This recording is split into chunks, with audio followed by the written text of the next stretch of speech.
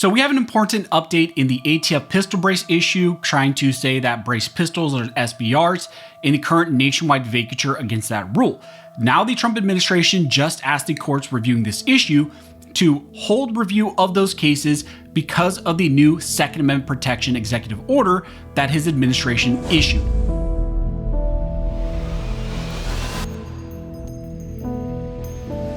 Now, really quick before we jump into this video, I want to thank the sponsor of this video, which is TacPack. TacPack is a subscription-based box that delivers tactical and EDC gear to your front door every single month. My favorite is the Plus box because you get so much value in that product. You get way more value of the products than you actually pay. And right now, TacPack is doing something special for my viewers. If you use the code ARMED and it's your first time signing up, you will receive a free $60 tactical gearbox along with your order.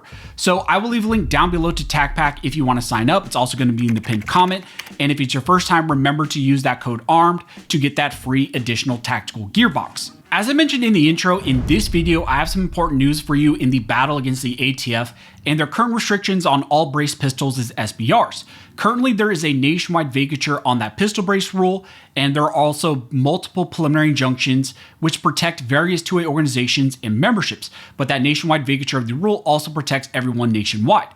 However, now with the new administration in power and the recent Trump executive order that he issued to protect the Second Amendment, there are some very important changes that are now happening in these lawsuits and with this pistol brace rule.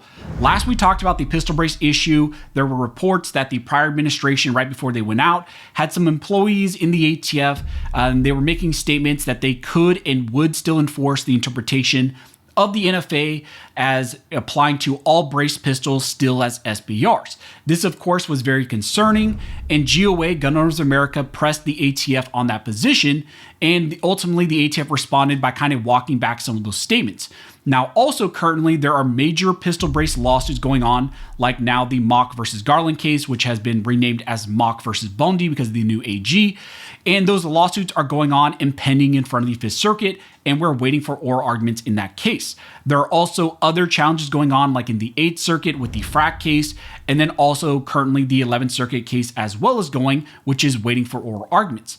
However, now with the Trump administration in power, they have notified the courts that they want to hold all pending review and arguments in these cases. They want to put the cases in abeyance so that the new administration can determine how they want to proceed forward on these issues, how they will deal with these cases, and also apply that executive order and come up with the plan about how they want to address these 2A issues going forward. Now, you may recall that the ATF recently decided to roll the dice and appeal all the pistol brace cases in the Fifth Circuit. Those appeals included the Mock versus Garland FBC case and also the Brito versus Garland case as well. Some of those cases were preliminary injunction reviews. The Fifth Circuit had consolidated 6 cases that were being reviewed.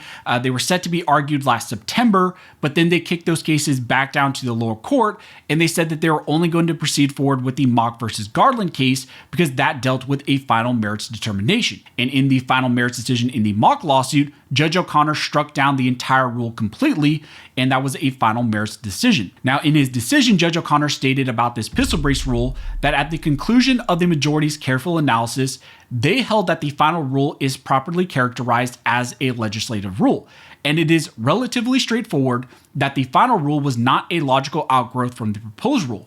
Therefore, the final rule must be set aside as unlawful or otherwise remanded for appropriate remediation. Now, that decision was huge because it was a final merits decision that struck down the entire pistol brace rule nationwide. Now, in response to that, like I said, the ATF decided to appeal to the Fifth Circuit. When the Mock final merits decision made its way to the Fifth Circuit, the court decided to moot and hold all the other preliminary injunction cases because they were only going to deal with the Mock lawsuit. Now, currently, all the briefs have been submitted to the Fifth Circuit in that Mock case, and we're waiting for the oral arguments to take place in that lawsuit. There were also some interesting developments, like I mentioned, where the recent GOA interactions happened with the ATF, where the ATF and the prior administration seemed to still take the position that despite the rule completely being blocked nationwide, the ATF believed they still could potentially enforce the brace rule, kind of just purely on the theory that the statutory text still regulated these items and still included these items. But now a lot of that is going to change and is changing because of the Trump administration. And the Trump administration just notified the 11th Circuit and will likely also notify the 5th Circuit very soon that all these other cases need to be put on hold, that all these issues need to be put on hold until they issue their review of the executive order, till they come up with their plan and they determine how they want to proceed forward in these lawsuits. The notice filed by the AG's office to the 11th Circuit states that following a change in administration on February 7th, 2025, President Trump issued an executive order titled Protecting Second Amendment Rights. Among other things, the order directs the Attorney General to examine various actions of executive departments and agencies to assess any ongoing infringements on the Second Amendment rights of our citizens and present a proposed plan of action to the President through the Domestic Policy Advisory to protect the Second Amendment rights of all Americans. And the order specifically directs the Attorney General as part of that process to review all rules promulgated by the Department of Justice, including the ATF, from January 2021 through January 2025 pertaining to firearms and/or federal firearms licenses. In light of that development, the government respectfully moves to postpone the March 5th oral argument and to hold this case in abeyance pending review of the challenged rule.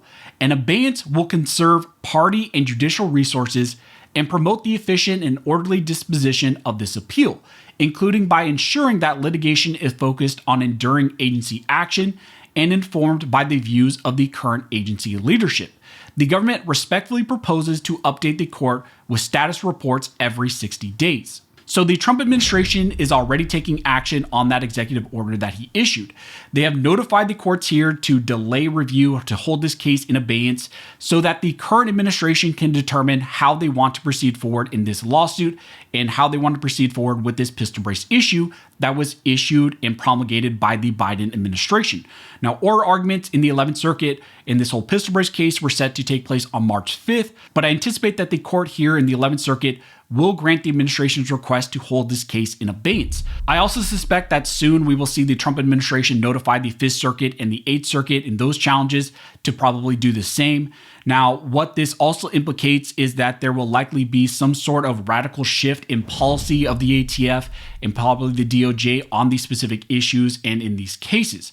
I don't think it's unforeseeable for the position of the DOJ and ATF to radically shift in these lawsuits because the new administration is going to be reviewing these rules promulgated by the Biden administration, and likely they're going to take a completely different position. So with Trump and his administration now taking over, there are going to be some very interesting options on the table. It will be interesting to see ultimately what they decide to do on these issues of pistol braces and other issues as well, and how they want to handle these current lawsuits going forward. We are currently still waiting to find out, who the new ATF director will actually be. But no doubt whoever is selected will probably be way better than what happened under the Biden administration. Keep in mind, there's also still that pending executive order report that needs to be submitted to Trump in March to kind of include what the AG has reviewed, all of these issues, including the pistol brace, and how they want to proceed forward, not just in this issue, in these cases, but all the other issues as well, like 80%ers, the FRT issues, the zero tolerance. So all of that will be included in that report. But overall, this is good news, and it sounds like we are heading already back in the right direction with the new administration and the executive order that Trump issued to protect the Second Amendment. So as we get more information, as things develop, and as this unravels, I will let you guys know. If you have any questions, go ahead and comment down below, and I will try to answer to the best of my ability. If you like this video and you like to support the channel, one of the best ways to do that is to like, comment, subscribe, and share this video. All those things help to trigger the algorithm, and it tells the algorithm that you find this information valuable and that it should send it to more people. But as always, thank you all for watching. Thank you for your support. And never forget, this nation was built by armed scholars, and this nation will be maintained by armed scholars.